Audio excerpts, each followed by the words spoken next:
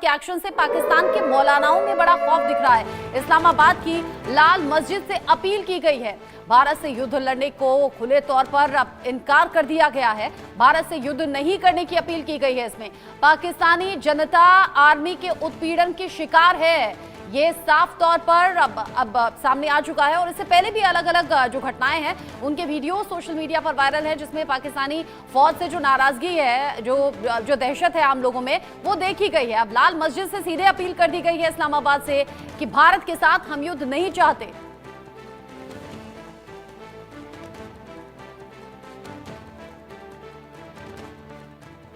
कौमियत की जंग है।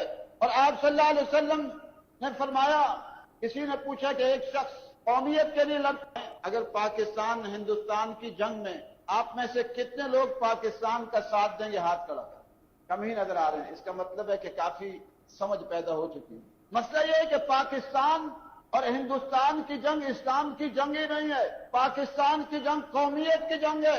और आप सल्लल्लाहु अलैहि वसल्लम ने फरमाया, किसी ने पूछा कि एक शख्स कौमियत के लिए लड़ते हैं, अगर पाकिस्तान हिंदुस्तान की जंग में आप में से कितने लोग पाकिस्तान का। जिस तरीके से लाल मस्जिद से ये अपील की गई है और सीधे तौर पर इनकार भी कर दिया गया कि हम भारत से युद्ध नहीं चाहते। अजय मेरे साथ लगातार जुड़े हुए हैं। अजय, अगर इस तरह की अपील मौलानाओं के जरिए हो रही है, आम लोगों के जरिए भी इस तरह की बातें निकलकर सामने आई हैं कि भारत से हम युद्ध नहीं चाहते और अगर भारत से युद्ध होगा तो पाकिस्तान तो कहीं नहीं टिकता, यानी कि हुकूमत या आर्मी चीफ शायद इस बात को ना समझ रहे हो या नजरअंदाज कर रहे हो, लेकिन आम लोग जरूर समझ रहे हैं कि भारत से टकराना पाकिस्तान के लिए मुसीबत भरा हो सकता है, बड़ा नुकसान हो सकता है। देखिए, एक चीज को समझना होगा, पाकिस्तान अब तक भारत के साथ 3 जंगें लड़ चुका है। 1965 में, 1971 में और कारगिल युद्ध के दौरान तीनों बार पाकिस्तान को मात दी गई।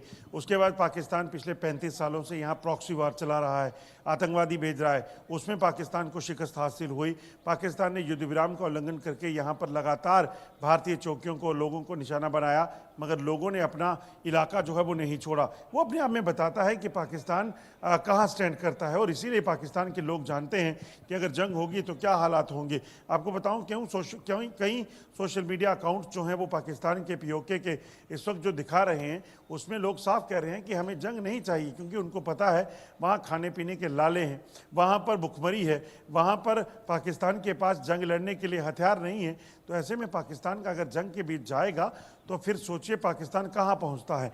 और पाकिस्तान इस चीज़ को कभी समझ नहीं पा रहा या फिर वो समझना नहीं चाहता कि आतंकवाद को अगर वो रोक दे तो पाकिस्तान की तस्वीर बदल सकती है। जिस तरीके से 2014 में नरेंद्र मोदी प्रधानमंत्री बने और सबसे पहले पाकिस्तान गए, वो अपने आप में बताता है कि वो पाकिस्तान को अपने साथ लेकर आगे बढ़ना चाहते थे, मगर पाकिस्तान की नीयत वैसी नहीं थी और उसका खामियाजा पाकिस्तान को आज तक भुगतना पड़ा। चाहे वो जंग लड़ी, चाहे वो सीज़फायर वायलेशन के आतंकवादी भेजे, उन तमाम का मुंहतोड़ जवाब जो है पाकिस्तान को मिला है। पाकिस्तान को मुंहतोड़ जवाब मिला है। एक बार फिर से जवाब देने की तैयारी भी है। पाकिस्तान जो अपनी जमीन का इस्तेमाल आतंक को पालने के लिए, आतंकी बीज बोने के लिए करता रहा, ये खुद स्वीकारता रहा कि पिछले 30 साल से हम ये गंदा काम कर रहे हैं। अब उसके हिसाब की बारी है। और यहाँ पहलगाम में हुए आतंकी हमले की जांच जिस तरीके से आगे बढ़ रही है अजय, कनेक्शन पाकिस्तान से रह रहकर सामने आ रहे हैं, यानी बदला भी लिया जाएगा और इस बार ऐसी स्ट्राइक होगी कि पाकिस्तान में शायद आने वाली नस्लें भी इस एग्जाम्पल को याद रखें और फिर शायद यहां आतंक के लिए जमीन ढूंढना मुश्किल हो जाए।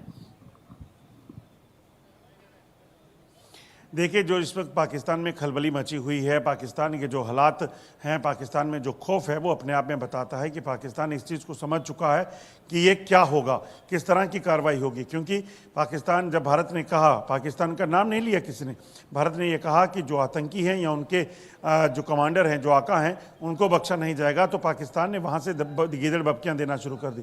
एक चीज़ पाकिस्तान को समझ आ गई कि यहीं से आतंकवाद चलता है तो निशाना हम ही होंगे। दूसरी अहम चीज़ कि आप इस चीज़ को समझिए कि पाकिस्तान में जिस तरीके के मौजूदा हालात हैं, उन हालात में पाकिस्तान को एक चीज़ समझ आ गई कि एक समय था जब आतंकी ठिकानों को ध्वस्त किया गया, आतंकी चाहे वो बालाकोट में थे, पीओके में थे, उनके ठिकाने जो है वो तबाह किए गए। मगर अब पाकिस्तानी सेना उन आतंकियों को मदद देती है, तो ऐसे में निशाने पर पाकिस्तानी सेना भी रहेगी, क्योंकि पाकिस्तानी सेना की वजह से आतंकी यहाँ दाखिल होते हैं। ठीक है अजय, नजर आप बनाए रखिएगा इस खबर पर। आगे जो भी अपडेट होगा अपने दर्शकों तक आपके जरिए पहुंचाएंगे। और आगे बढ़ते हुए अब खबर ऑपरेशन प्यासा से जुड़ी हुई, कैसे पाकिस्तान एक एक बूंद के